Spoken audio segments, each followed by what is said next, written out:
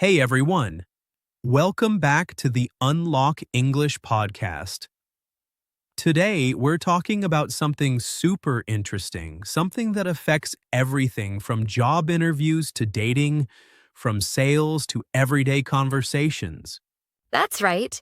We're talking about persuasion, the art of using words to influence people.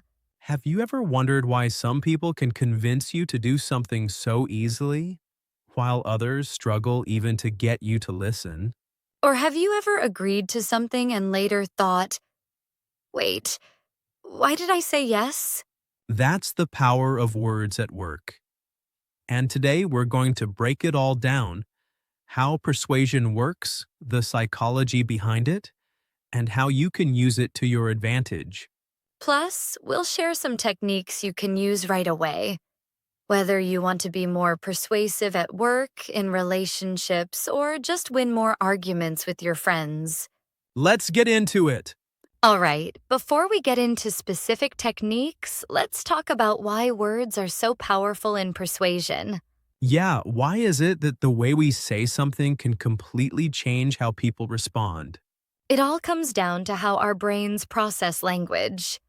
Studies show that certain words can trigger emotional and psychological reactions in the brain. Oh, like when someone says free, suddenly I'm interested even if I don't need whatever it is. Exactly. That's because certain words activate our reward system. Words like easy, guaranteed, and limited time create urgency and excitement. Meanwhile, negative words like failure, problem, or difficult can make people feel uneasy, even if they don't realize it. Yep, that's why framing matters. If you say, "This will be hard," people will resist. But if you say, "This will be a challenge, but I know you can do it," it feels more motivating. Okay, so words don't just inform people, they shape emotions and decisions.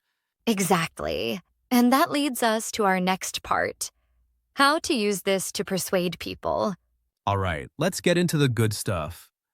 Practical techniques that anyone can use to be more persuasive. Let's start with technique number 1, the magic of because. I love this one. This comes from a famous study where researchers found that if you add the word because to a request, people are much more likely to say yes. But when they said, "Can I cut in line because I'm in a hurry?" over 90% of people said yes. Right.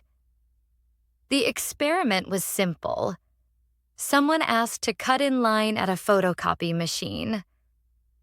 When they just said, "Can I cut in line?" only about 60% of people let them. And here's the crazy part: the reason doesn't even have to be strong.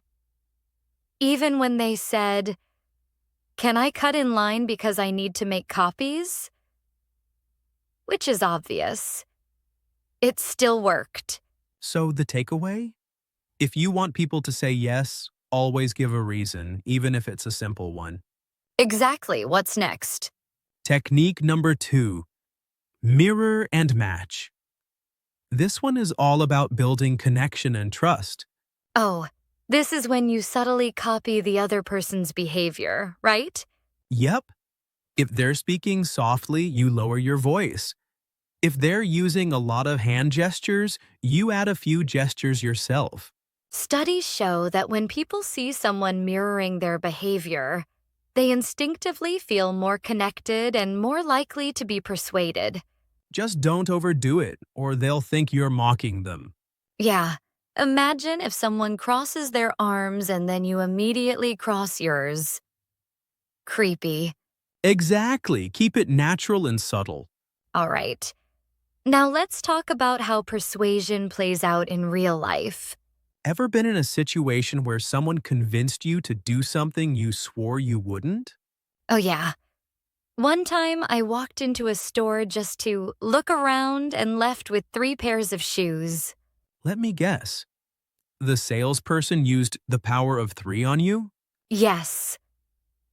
They showed me three options, one cheap, one expensive, and one in the middle. And of course, I picked the middle one. That's a classic persuasion tactic. When given three choices, people almost always pick the middle one because it feels like a safe option. And the store knows that. That's why they price things the way they do. So if you ever want to guide someone's decision, present three options and make the middle one the one you actually want them to choose. Mind blown. All right, let's wrap up with how you can apply these techniques in daily life. Whether it's negotiating a raise, convincing a friend to pick your restaurant, or even getting your kids to do their homework, these techniques work. Here's a quick recap. Use because to make requests more persuasive.